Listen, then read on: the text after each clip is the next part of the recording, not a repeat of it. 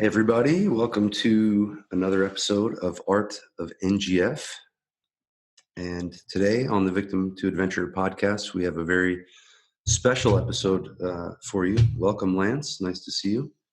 Hey G, what's going on? Not a lot and everything at the same time.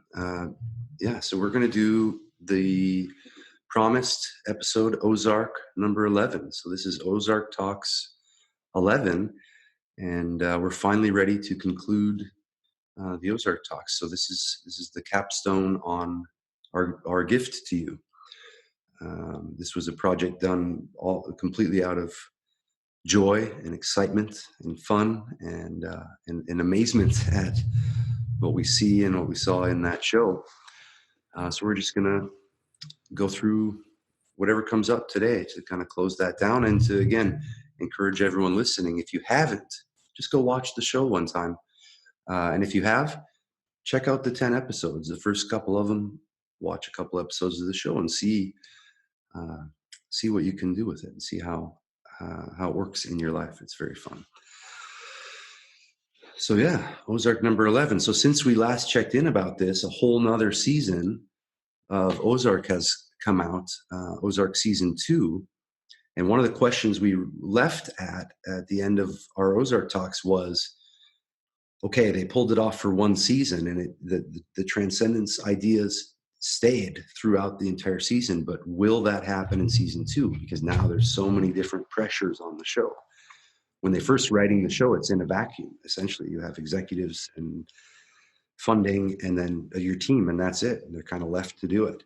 But now people have commented, there's been a million interviews, it's been on the news, there's different pressures to get a new season. They have been okayed for a season 3, no sign of being canceled. Congratulations to everyone who works on that show for making it past that point. So let's start there. What do you think, Lance? Can we still rely on Marty Byrde and family in season 2? Yeah, the stakes were elevated for everyone involved, and there's no guarantees at every level of expansion or challenge. There's a chance of being co-opted and tempted away from your true mission.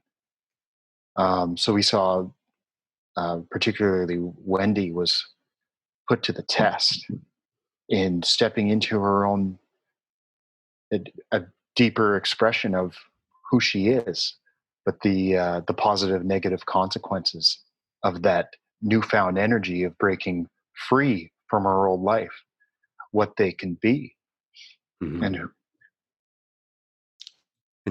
the tough decisions that she makes in that stepping into that new life, mm-hmm. and the burden she's willing to bear. Let's say, and we don't have to spoil anything for that. But yeah, I agree.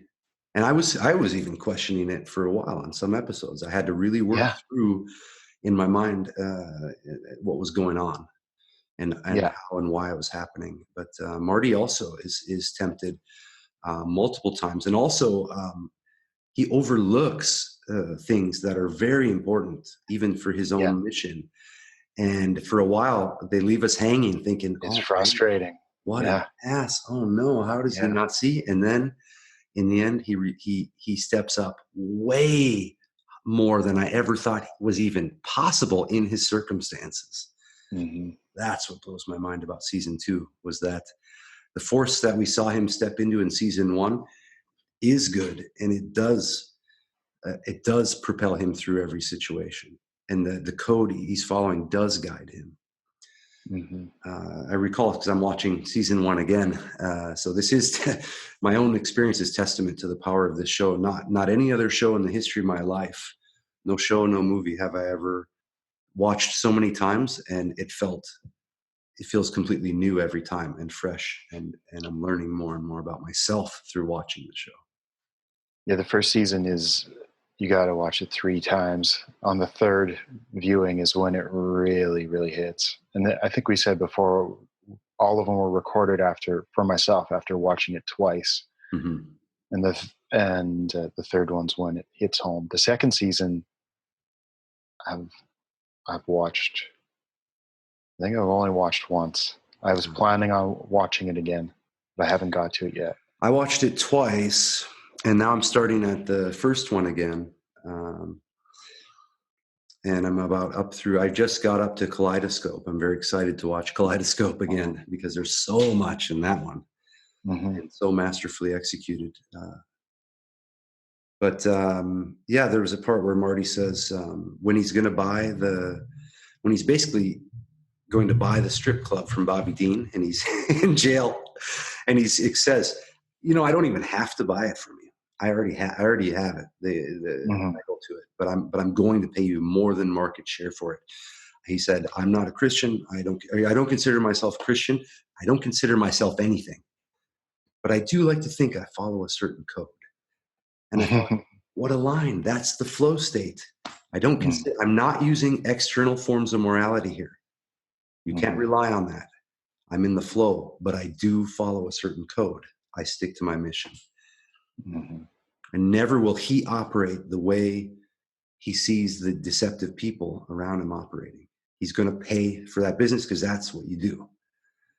Yeah. When you look at the journeys, say you look at the first episode of season 1, and you look at the last episode of season 2, and you see the different places they are, from the accountant to fucking owning the riverboat and whatever the fuck's going to happen now. They're involved with the big power structure. And then you relate that to your own life in the gap between you and your wildest dream you don't even want to admit you have or you think you're capable of. And that flow state in every single one of those situations is what rides you there. Being present and responding will take you to unspeakably different place in your life from where you started. Right. And there'd be no way to think your way through to that. There's no way. You can only respond your way there with your own personal code. Yeah. And when you're watching the show, I'm sure you can, there's a little bit of a trap where you start to think that like the stakes are higher for them. Like the stakes aren't as high, which actually it makes it harder for us in our mundane lives because everything seems less ominous or malevolent towards us. It just seems like, well, it's not that bad. It's not that bad. But the gun just takes on a sneakier role. Totally. Yeah. And Reggie. No, we're walled off. We've walled ourselves off from death and the facts of being alive, the facts of having a body and life in a body and the temporary nature of all things, all situations, all people. We've walled ourselves off from it as a culture, like we've eliminated it from our view as much as possible, or sanitized it. So that is you'd think that's a good thing, maybe. Oh, we feel so safe, but it's actually a false sense of safety and security. As we've talked about before, there was something Hyatt said, no one can save you, only reality can do that. And I struggled with that forever to understand what that meant. And even really Ozark helped me to understand that. You can only rely on what is instead of what you think you should do, what you think might happen, and all that mess. Instead, just what is.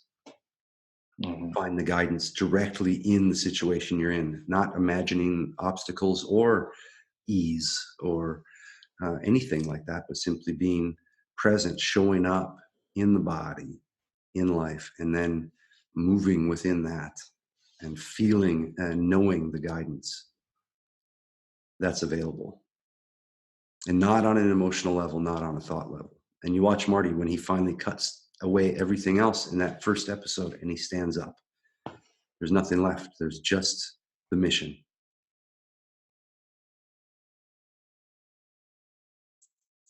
and the mission is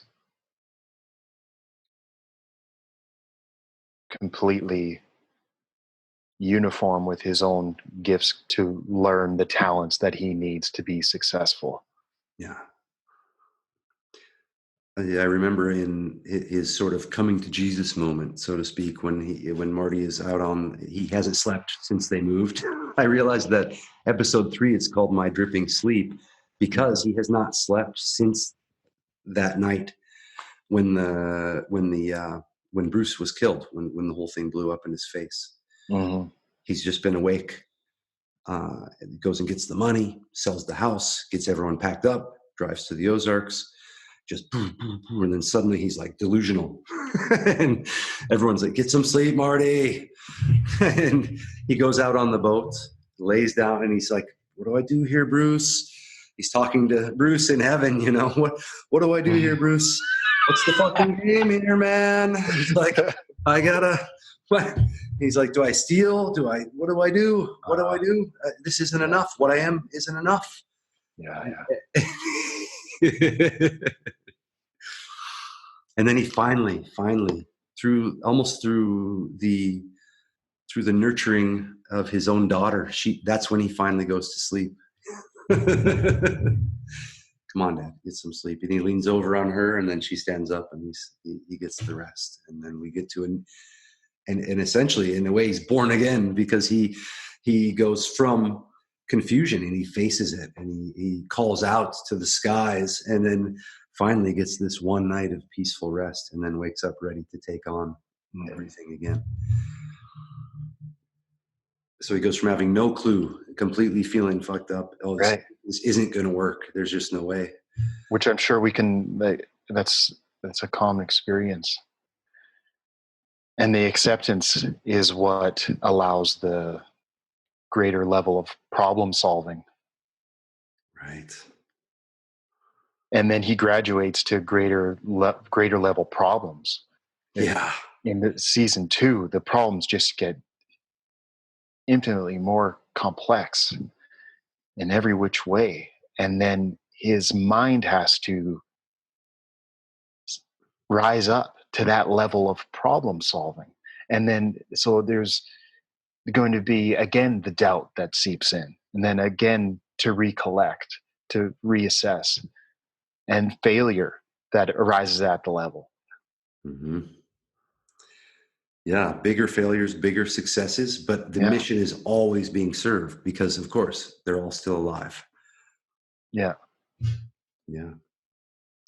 It's outstanding. And season 2 is worth watching. And we're not going to do, obviously, a podcast episode for every single episode of the show forever.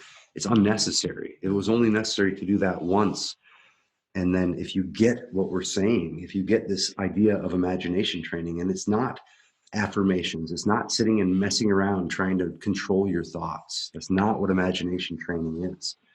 And it's intimately tied with why we did the Ozark talks, because you can't communicate directly in words what we mean by imagination training. It can be passed on, it can be communicated, but it can't be communicated via an idea set, because that's going to lead you astray immediately.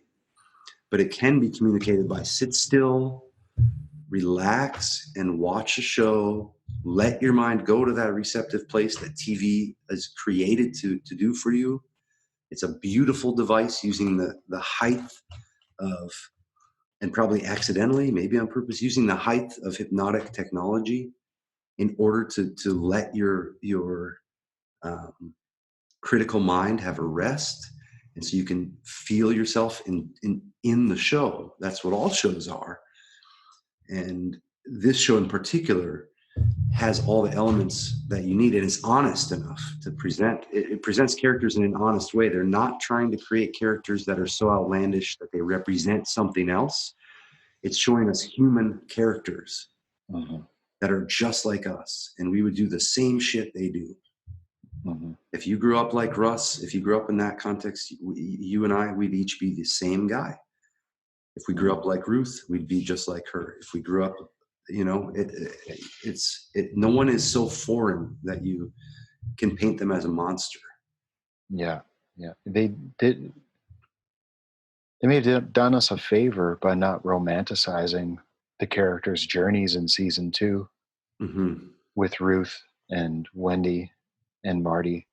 Because even for us, as doing our show, it's like keeps you honest, Yeah. and because it's not an easy road. No. No, and you and I couldn't do, I've said this many times, but we can't do this business and we can't do this work uh, and this podcast either without, we can't do a victim to adventure podcast as victims.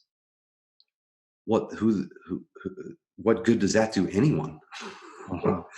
Are we going to sit here for 50, 60 hours or whatever, just to lie to you or to ourselves? So in order for it to function, whatever we present, if we haven't fully realized it, then you better believe that we do pretty shortly after we start digging into it. And every time it's been eye-opening for me. This path doesn't get any, it Mhm. doesn't get any easier. It Mhm. doesn't. And that's a good thing. That's Mhm. a good thing. It doesn't get any easier and it never will. And I'm so happy about that now. Mhm. It's unbelievable. And I think that's depicted in Ozark too. Just Mhm. gets harder and harder and they're going to rise up to the occasion. Mhm. And if they don't, and if it kills them, that's fine. They Mhm. did it. They did what they could. There's no guarantees, just like you said. No guarantees of outcome, and it doesn't matter. Mhm. The mission matters. And your life right now matters. To you, it should. Mhm. And it's what you have. So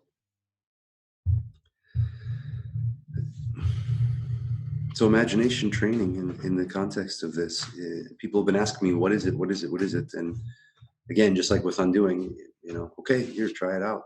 I mean, we've given you, it's over 11 hours, I believe, or 10 hours of the podcast. If you want to understand what imagination training is, then give yourself a chance to sit in front of the TV and watch Ozark in the way that we recommended, listen and enjoy what we talk about on the show. And like we said, if you see stuff we didn't see in the show, I'm sure I can only speak for myself, but I would guess we both want to know what we missed. So anyone watching who sees something we didn't mention on the talks, I would love to hear from you about it. There's just so much there, and so yeah, do the experiment and get into it. Have a lot of fun, and let us know how it goes too. That's there for free, and then if you like it, then you can try some of what we have to offer. It's all in the line of that kind of thing in your own life, and Mhm. Yeah, because not everybody's in a position to pick up and move to a new environment or right. is forced at gunpoint to do it. But with the courses, you can start to see the greater opportunity that lies right at our feet at all times. Hmm. That's the hardest part. To see Marty and family have it lucky because they got it confronted by reality. Yeah, And most of you guys listening are gonna. The world has been so safety netted that you might not even know what real adventure means. It is the hmm nature of your being and of your life, true adventure, the way we mean it. it's But funny. I've said that over the years that there's a couple people I've met that I wish their life was just a little bit harder on them yeah, because they just to crack that egg open because there's so much potential just waiting to unleash. The comfort is yeah, growing into the difficulties is such a beautiful thing. I can feel the truth of that now. If you would have mhm, told me that 10 years ago or when this all got started, I would have run away screaming. In my own mind, I would have maybe put on a facade of strength, but in my mind, I'd have been like, no way. I don't want that. It should get easier. And no, now I think I don't even know if I know the difference anymore between easy and difficult. It doesn't matter. I'm not evaluating on that scale mhm, anymore. Mhm. If something is a huge task, it just doesn't matter because the only thing I can ever do is what I can do in this one moment. And so the huge tasks will get done over time by just chipping away at what I can do right now in each moment. And so I don't have to experience the weight of a huge task or a small task or the weight of a success or a failure. There is no heaviness to my life in that context, but there is just the tasks and the mission laid out before me. And so the obstacles that arise, viewed from a perspective of someone who doesn't flow with their own life, could seem insurmountable. And I noticed them telling me that. For an example, to be able to move to Croatia from US, it appears all these hoops to the point where the people who should be expert on knowing how to do it take the easy route by just saying, well, no, it's probably just not possible. And I moved through 6 different people telling me that. And I just noticed I just blew it off. Like, and then I talked to another person, super positive guy, saying, oh no, there's so many options. It's unbelievable. And no matter what, we're going to make it happen. So if it takes a year, whatever, we'll just make it. And then I was like, yeah, I don't care what it takes. And I respect even the process of it. Mhm. Whereas in the past, I would have thought, oh, I would have said, oh, it should be this way. Why is that guy saying this and this? And instead it's, oh, cool, it's happening. It's Yeah. happening. I get to do this process. It's Yeah. amazing. Your obstacles and your challenges that arise are proof that what you want is happening. It's And the happening. only reason you don't get it is because you stop. That's it, because you quit thinking that it's an obstacle. The obstacle was reality clapping its hands and showing you the goodness of your mission. And it's the only way reality has to help you train yourself to have the strength to bear the new life that you want. Mhm. If you say you want to lift a 2,000-pound weight, okay, then you work up to that. You lift a little more, but you can't expect that the body of you that starts with that wish that's not going to be the body that lifts that weight. Mhm. In reality, your mission will transform you and carve you into the person who can then lift that 2,000-pound weight. And that was what you really wanted, was the process and the experience of becoming that. It had nothing to do with lifting the weight. That's just proof at the end. You don't even have to lift it. Like on Eastbound and Down, such a funny example, but by the very end, he finally gets what he always wanted. He's a baseball star. And he drops the ball and walks off the field before the game starts. You know?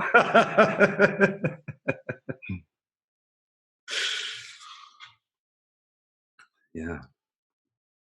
So that's what I see in Ozark. And I used to question, is it really there? Is it not really there? And now I know it doesn't fucking matter if it's really there or not. It's available for you if you want it. Mhm.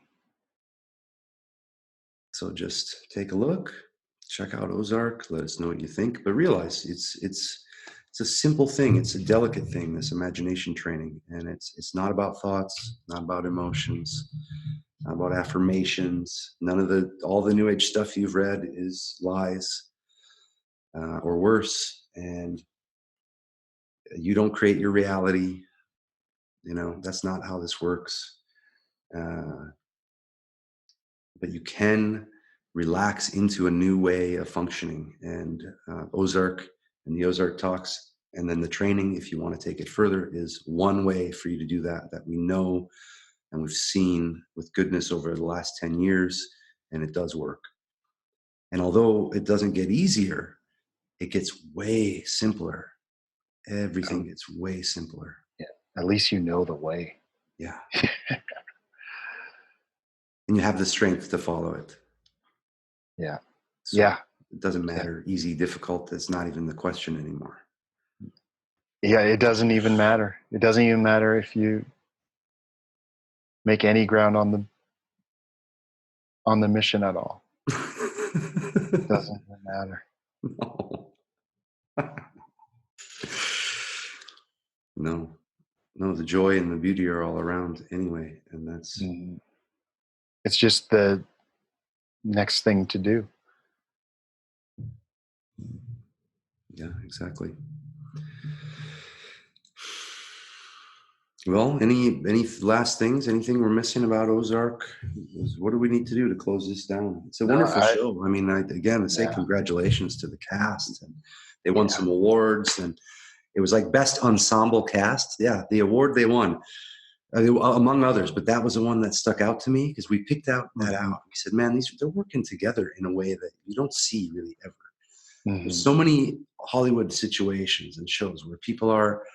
I mean, you look at all this stuff, all that blowing up in the media. This guy's now raping this woman. They're trying to make a show, and this is happening, and that. I mean, and every show you have a star out in the trailer, and he's yelling at everyone and little throwing tantrums. I just don't see Bateman or Laura Linney throwing tantrums. You know what I mean? Or even I Jonah or Charlotte. Like. Yeah, yeah. I went and watched interviews with the cast afterwards, and they spoke to exactly what we're hinting at and getting at about the synergy that took place to tell this story. And I think they are a little blown away too by Yeah. what they experienced. And from what I can see, they're pretty close now.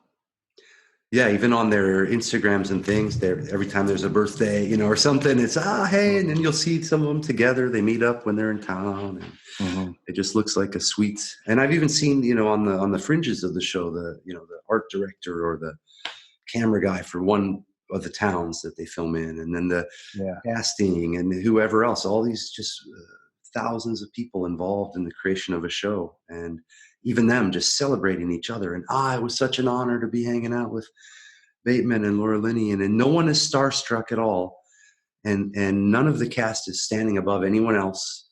There's no, there's a sense of like we're all doing this cool thing, Mm-hmm. rather than I'm Christian Bale and I am the Batman and fuck everyone. Let's fire these people Yeah. doing their job so well, just because I Yeah.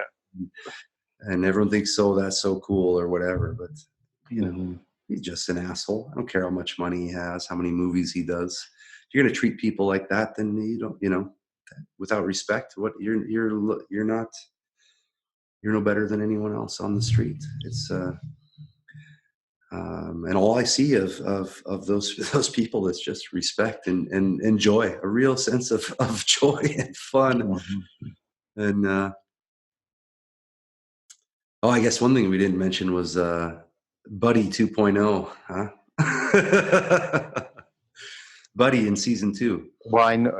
Yeah, I was want to bring up how we lost a couple of our favorite characters in season 2. That was hard. There's some big shoes to fill in Yeah. season 3 without Buddy and Jacob. Yeah. Yeah, I was blown away. I did not expect the Jacob thing, but looking back, I could see that that was always there in Diane, and there's a big lesson for men specifically in that couple, in Jacob and Darlene, because there's a point where he needs to take charge of the situation, and he knows it, and he doesn't do it. He doesn't do it, and then we get to see way back that it started with him making the wrong choice. Mm-hmm. He made the lustful choice, and she was in charge of him ever since, the whole time, Mm-hmm. letting him run the farm. Mm-hmm. And when he didn't do it the way she wanted, then that was it. Yeah. She used his own kindness against him, actually. Yeah. Waiting for the moment to do it. Mm-hmm.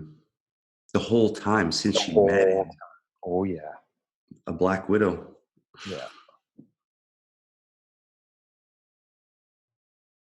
Yeah, what a story. So no matter how strong he seemed, no matter how big they got, he Mm-hmm. was always vulnerable. And every moment of his life up into his death was a moment that he could have reestablished or prevented his own future murder.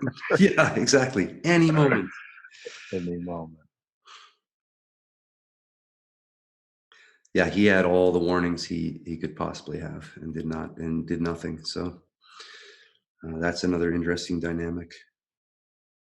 Interesting to mirror it with Wendy and Marty in season 2, I think, as well. Their Yeah. relation takes on a new form. What did you think about what happened with Ruth, or not Ruth, with Rachel? Because Marty does almost go there with her, but doesn't all the way, right?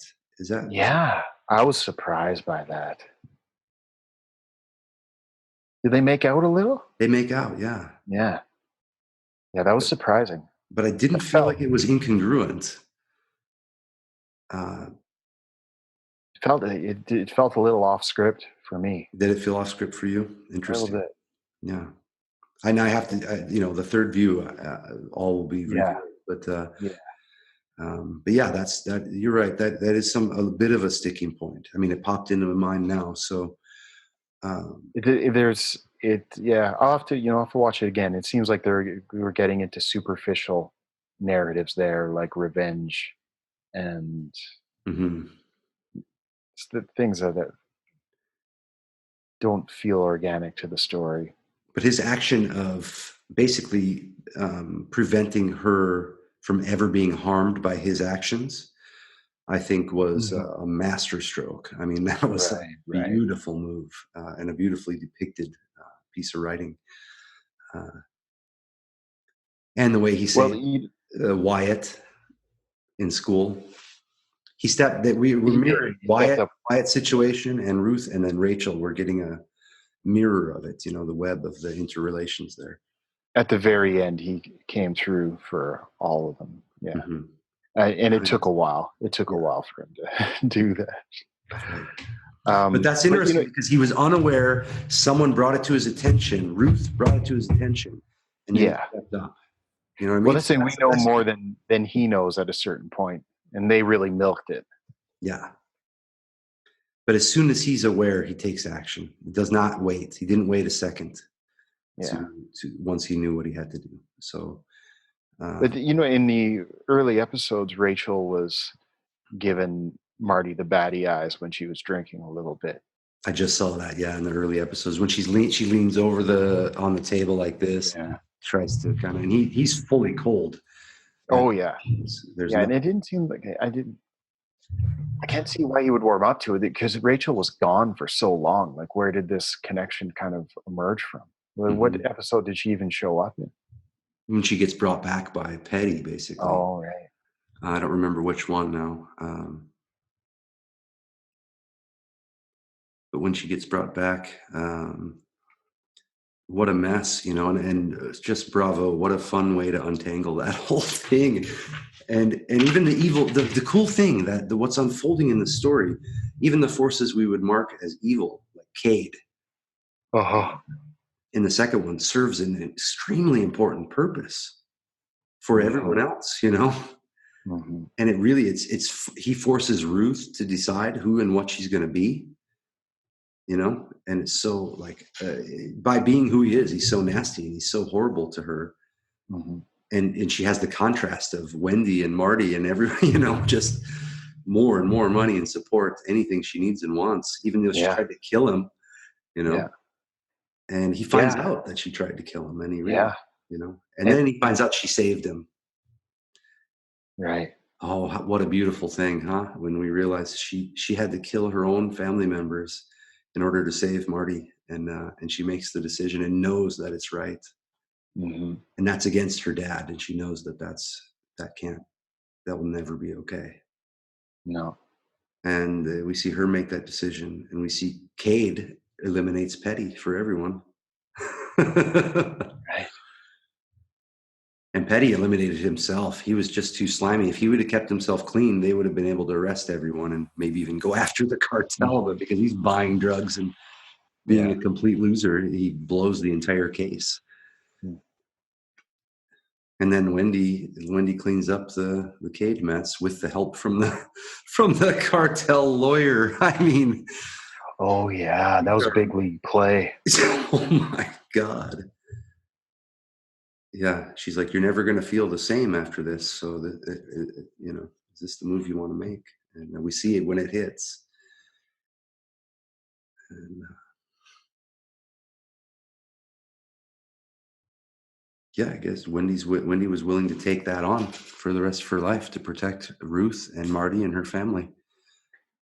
And she seemed to relish in it a little bit. She did. She did. Well, remember, Marty's still ready to head out to Australia, and she's like, you know what? We're staying. Yeah, she likes this. This is what I was born for. Yeah.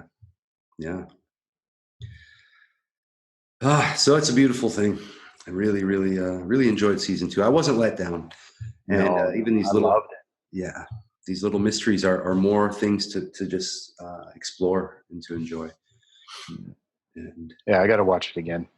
yeah, I do too. The second pass, and really, again, congratulations to their whole team, all the awards, and the fact that they get to do another season, and no sign of it being canceled anytime soon. I think that's wonderful. It's really cool. They all get to be there. Tuck is there. You know, just the whole the whole amazing crew.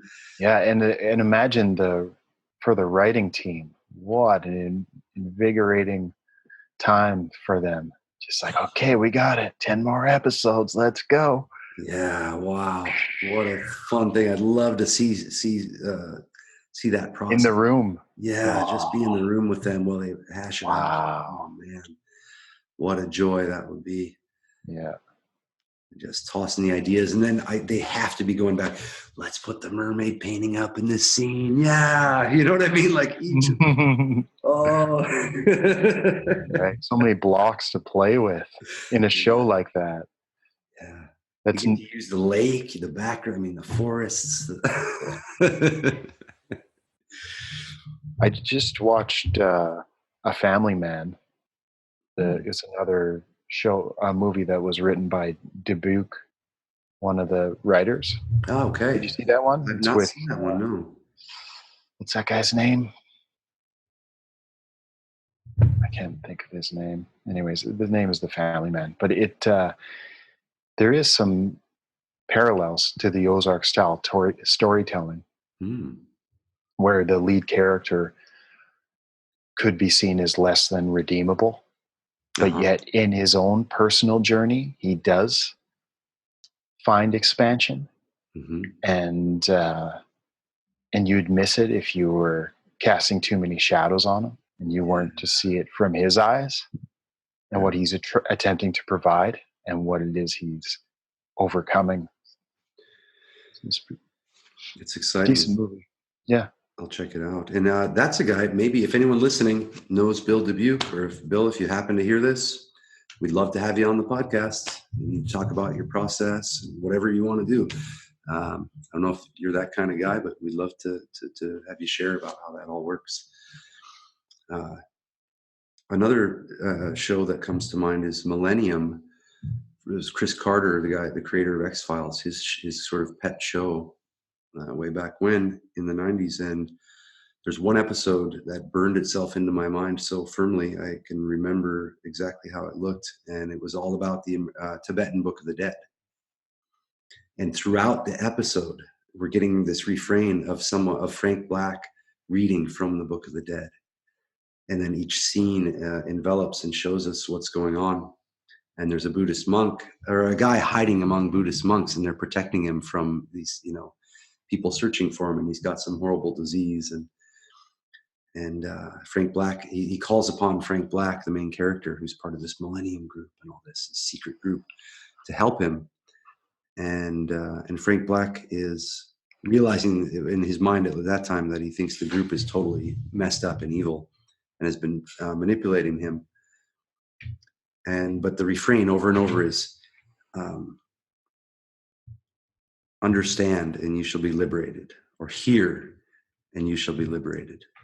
The premise of the Book of the Dead is just upon hearing the teaching that you will be liberated from your afflictions in the physical world, so to speak. So the episode plays that the whole time, and at the very end, you're confronted with who you would imagine, who we've been sort of taught via other episodes of the show to just completely cloak and shadow and darkness and evil, and to put all of our evil onto him. And at the very end of that episode, he's standing there with the other guy, Frank Black and Peter Watts. And and then and Peter Watts walks away because he has done something very good, even though he's this evil, seen as an evil guy at this point. And a woman says to Frank Black, like, he says, he said, no one is beyond redemption. And she says, even Peter Watts? And he says, no one is beyond redemption. It's his conclusion at the end. And it's such a beautiful episode. It transcends the good and evil that we see playing out in the episode. And it plays with the fact that you're going to be judging people, what they're doing, and that you don't have all the information. So it's a beautiful depiction of that. And we'll see. There's a new True Detective out. I haven't touched it yet, but well, let's see. They like to play with the shadows. We talked a little bit about it, I think, before, but season 2 to me was a bit almost an ignored, but to me triumph over season 1, in my opinion. Season 1 blew my mind. I mean, you and I were watching it kind of in conjunction with one another and really loved it. But in the end, to me, what I saw in season 2, the Western Book of the Dead, was so much more clear and so much more basic and mundane than this whole supernatural thing they had to do to play with it in the first one. It just removed it from, it was fun and exciting that it was supernatural, but it like removed it from the context of our lives. It took it away into some other realm. It became fantasy. Right. But season 2 of the Western Book of the Dead, we know from the first moment of the show, we are looking at the Walking Dead, the characters, and they will not make it through. And that's how we're introduced to them. I haven't been able to find a stream of that one. Yeah, that's, it's not a necessity. I would mention it as something to watch, but I wouldn't put it in the imagination training canon. Right. So to speak. It's not, what we need there is something extremely reliable and repetitive, hammering on the exact same points over and over. That doesn't force you to have to work it out. Exactly.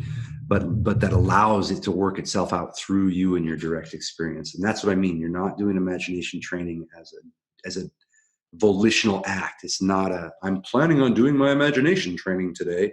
It's something that occurs over time slowly. When you start to witness in the revealing of each day of your life, that you start to realize, oh, now I've watched 500 episodes or 500 times of Patrick Jane responding to situations different than everyone else, and he's always kind of happy about it. Okay, now finally you might wake up, and now instead of being upset that your car doesn't start, you're going to remember Patrick Jane and have a smile on your face and be open to what that adventure of the car not starting means for you. Who's going to come to help? What's going to happen next that you couldn't have predicted? So it comes slowly over time, and you just trust the process. You watch some TV, you relax. Don't try to make it do something. Don't make it any more than what it is. If you don't like that episode, click to the next one. So the canon so far, we've never really talked about that. Ozark's all you ever need, but obviously there's other shows too. So Ozark, The Mentalist, Burn Notice. Those are the keys. Those are the top keys. There's other ones that will work, but that aren't 100% solid. There's Fringe. That show would work. But again, if you use Ozark first, you'll be able to choose your own shows, and that's the point. The shows that work for us, for me, we know Lance and I, we have the same, we understand each other and other interests. We like some of the similar shows, but maybe you have a show we never heard of. Who knows? Another one that would work, it should be in the canon, Dirk Gently's Holistic Detective Agency. That goes in there. That does take effort to understand and to work through, but it's there. It's the message is clear in that show. A lot of beautiful reveals in it. What else I'm missing? There's honorable mentions, right? Hannibal. Right. What else? What comes to mind for you? Like, what would you put in the canon, and what What are the honorable mentions? Well, yeah, Big Lebowski's there. It's in the canon. yeah. Um, No, I really enjoyed the OA. the OA. Yes, yes, yes. The OA. The OA. You have to be involved in the undoing work or something with EJ Gold or something, and then the OA is going to work. If you're not ready for it, I could see it pushing people away somehow. Hmm. Just It's the a time. living, the Ozark's a great example of a living work. Mm-hmm. Then you can just spot them from there. And Yeah, the OA to me is a living body of work. yeah, yeah. Well, I remember you and I seeing, I forget her name, but the creator and the main actress, her Instagram, and just the joy of Oh of man, all the filming of the next season of yeah. the OA, and the intensity you could see just in her still images. Actually, every movie she's done has been quite good. Eye Origins, and then there's another one about going to space. But anything, Brit Marley, Yeah, yes, there it is. Yeah. everything that she's been a part of with her team is quite good. Hmm. And again, just radiant optimism and positivity coming out of their social media and their commentaries, as far as I've seen. And I haven't looked at everything, but all I can tell is they defend their creative choices. They don't buckle under haters. Yeah, and they likely don't find themselves in nefarious places. Exactly. Exactly. When you're dealing with good people and doing what you know to be right and good in your own life, you don't have to worry that much about being taken advantage of or about things going weird. You know, Hmm. you don't have it's so much easier. Yeah, yeah, and that's wow. I can kind of recall how much of a misconception that is. That is, if you're bringing all of your goodness to the world, that it'll be exploited, not seen, manipulated. You'll have to trick people into seeing it. You'll have to show off for people to see it. When you start to give it, it's just like people just want more. They'll just want more, and then the stage will just get bigger. Yeah, that's a big lie, that you're going to be taken advantage of, that you're going to have to look out for yourself so much. It's just, you already know, if you look at your own life right now, what people these, what words should we use? I'm going to go ahead and do it, but who's being righteous with you. Who's being authentic. And this doesn't mean people aren't making mistakes and that there's not painful experiences. It's not what Mhm. we're saying. But who's solid, and who you need to be around, and who you're just tolerating. Mhm. Maybe it's time to stop tolerating uh, Mhm. things that aren't as best as they can be in your life. Because yeah, life gets ugly, and you can probably see where different paths are headed, and you're probably right. Yeah. You don't have to be a part of it No, and you don't at have to all. judge it. You don't have to be No. mean, but you can step aside. And when you do it, that's what's crazy. When you do it, the people that you need and want are going to come rushing in. Mhm. You know that. We know, Lance. You know that from your own experience, and I do too. Mhm. Over all this time, whenever I've tolerated a situation, it that tolerance has prevented what I actually need and want from happening in my life, and not in some Mhm. magical way either, just physical, mechanical blockade Mhm. from even knowing that the opportunities I'm seeking are surrounding me all the time. It's like through the victim's limited imagination, it can't conceive of there being such allies in existence that are such perfect pieces of the life that you imagine. How could those people even exist? But they do, They and do.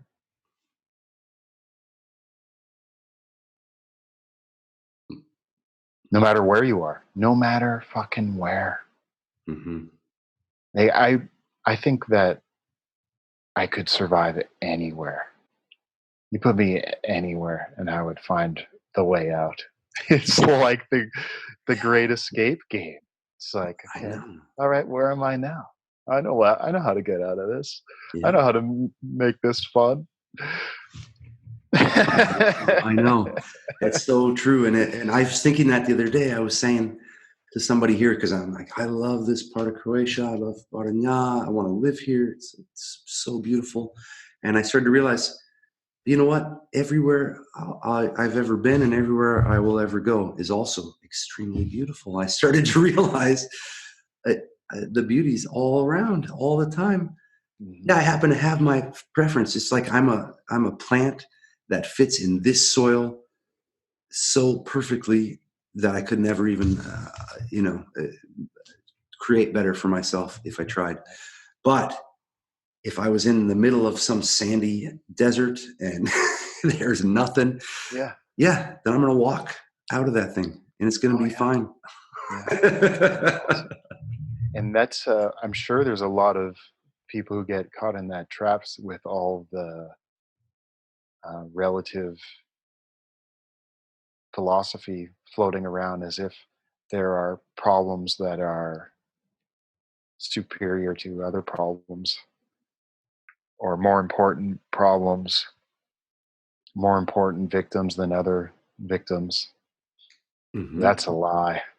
That's an utter lie. There's no is just as important and unimportant as anyone else's pain ever. And anyone who tells you any different is trying to use you. Trying to make you feel guilty. And when you feel guilty, you can be easily manipulated. Yeah.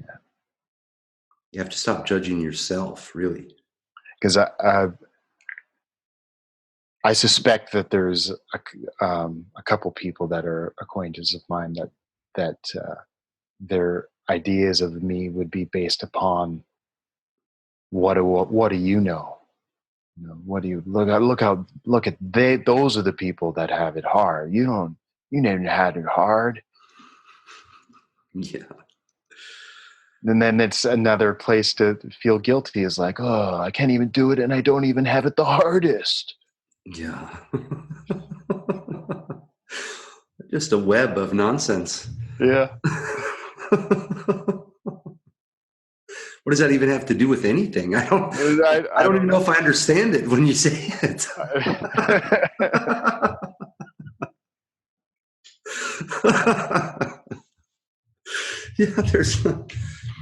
Yeah, so anytime you're feeling guilty about anything, something has gone wrong in the wiring, there's Yeah. Malfunction. and that's not saying to go out and do things are shitty to other people. Not at all. But it's saying that when that happens, then you don't judge and you forgive. You forgive yourself and other people, and that's it. It's and move on and keep going. Keep going with what you want to do. You know who matters. I know who matters in my life, and I know who doesn't matter. And there's nothing wrong or better or worse about the people that matter or don't matter to me. I just know, and I know who to serve. I know what to do day by day. I mean, what more does anyone need? You don't have to. I don't have to have opinions about anything that comes across the news. It can be a trifle. I mean, it's just if I find it interesting, I'll read an article, but it doesn't. I don't. It doesn't affect my day.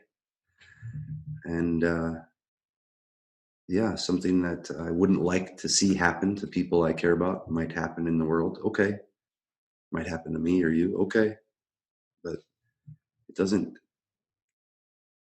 justify taking advantage of each other with feelings, or it just doesn't justify you remaining a victim. I mean, if you've listened to if you're listening to this episode, it probably means you've listened to a lot of the other episodes. So that means you're on your way to something's driving you to keep listening. So I suspect that might be that you're interested in experiencing the life beyond victimhood And if you haven't taken whatever steps you need to do that,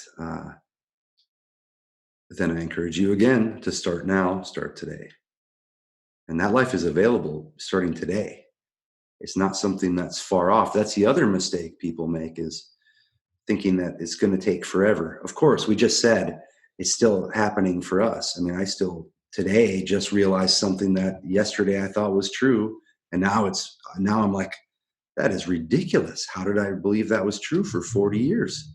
But that's a great joy to realize, oh, there's another one. Mhm. And Hey, you got the suddenly, lockpick on that one now. yeah, Force things open. exactly. Boom. And suddenly it's like all these areas of functioning that I was unaware of and that were all manipulated and strange are suddenly just gone, just gone. And it's easy. And so, yes, life, you could have more challenges, bigger challenges, but you'll have more relaxation and more joy as you go. Wow. It's What a, yeah. yeah, go ahead. Go ahead. Oh yeah. Yeah, it's a celebration. Um, Sharing. There's like I get a sense of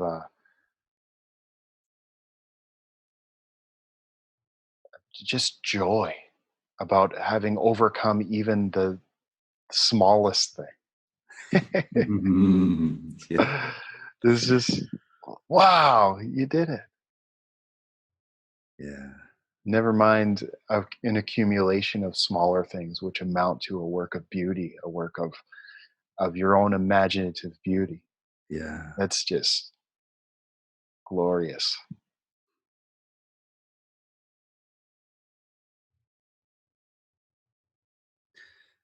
Yeah. It's letting life work through you. Hmm. And that is where your true individuality actually shines, not in your Yeah, ideas about who you think you are and your yeah, big fancy plans and goals and all this, but to just stop for a second even and to yeah, feel what this is to be a part of, to be alive, to feel that for once and for real, and then to let that start to happen, and who and what you are will automatically express itself in such beautiful, accurate ways. You'll be blown away. yeah, You'll know that's who you were the whole time when it starts to happen. yeah. And that then you learn to block it out and judge it and think and feel bad and ashamed about it. Hmm. When that veil comes ripping off, who you are is just it's automatic. You don't have to be who you are. Hmm. I mean, how absurd is that? Hmm. But you're going to create an idea of who you are and then try to live up to that idea. And it's all tense and painful and like no one's satisfied. Hmm. You already are. You're just, I mean, I'm exasperated just attempting to say it because I know what it felt like before. And you just are. There's nothing more that you can add to yourself to make you who you are. You can just let it be. That's how you become who you are. You let yourself be. It's so funny to try and use words on it. And I feel you. I feel people who might be listening that I know it looks insurmountable. I know it seems ubiquitous, the victim mindset, and that it seems like that's all there is when you're locked into it. So I do recognize that. I feel your pain. I get it. But we're not here to baby you either, or to baby anyone. That's doing a great disservice. So it really is. It's time to wake up. When is it time to wake up? Now. When's the next best time to wake up? This now. You know what I mean? If you miss this one, then you have the next one, and the next one, the next one. So just do it, and bring some presence to your life. And again, simple ways: sit down and stretch your face and breathe and feel what happens. Pull your shoulders up to your ears. Hold them there for a while till you really notice that you're there in a body, and then let them drop and feel the joy of that release. And try out any number of the probably what are there? How many exercises do we have on YouTube? What is it? I mean, that are than the public one. There must be enough to get started for like a year Hmm. if you really do it. Uh, Plus the podcasts we've done. There's enough out there. And then there's the free workshops. So you go to radicalandoing.com, /free-workshops, and you get the manipulated life, the flowing life, a full session, and to try out, and the 9 or 10 legacy podcasts to listen to see how this all got started, to connect the dots between 2010 when we started this thing and now, and feel that the excitement of doing it all this time.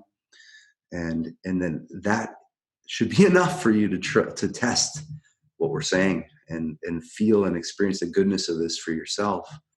And if it is, and if you want to make the investment, then get the cartoon course.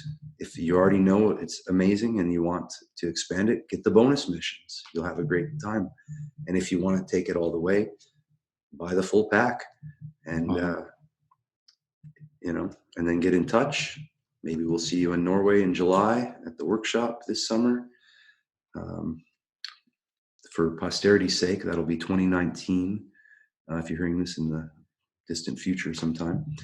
And soon, big news on the Command Z front. I almost did the reveal here, but we're not going to do that. There's too many things I've got lined up, and they're going to come one at a time. But just be ready. If you want to take this path, we're going to make it possible for you to go all the way. And you'll start to learn what that means. If you're not on the email list, get on it. That's where you're going to hear about this stuff. Subscribe to the podcast, leave a review, let us know you're out there. And if you try out this stuff, if you hate us, you think this is ridiculous, we want to hear from you too. Get it off your chest. I would have hated us at one point too. So totally, yeah. So that's fine. We're not going to judge you. In fact, you want to come on the show and talk about it, then you're invited. Probably have more in common than you realize. Yeah. Well, I think that's a chunk. I think that does it, huh? That's a good solid piece of podcast, I'd say. Yeah. Ozark11. You see, Ozark. It is everything and nothing. It connects to all of us. And Jason Bateman, Bill Dubuque, any of you people on the show, Laura Lenny, if you're hearing this, you're feeling our excitement, we're feeling yours. You're welcome on the show. We'd love to talk to you guys. And if we don't, congratulations. Carry on, and may it go for as many seasons as you guys want. You got our support. So, yeah. Very nice to talk to you, Lance, as always. Thank you. Yeah, man. Thank you. And we'll talk to you guys all again soon. Good night.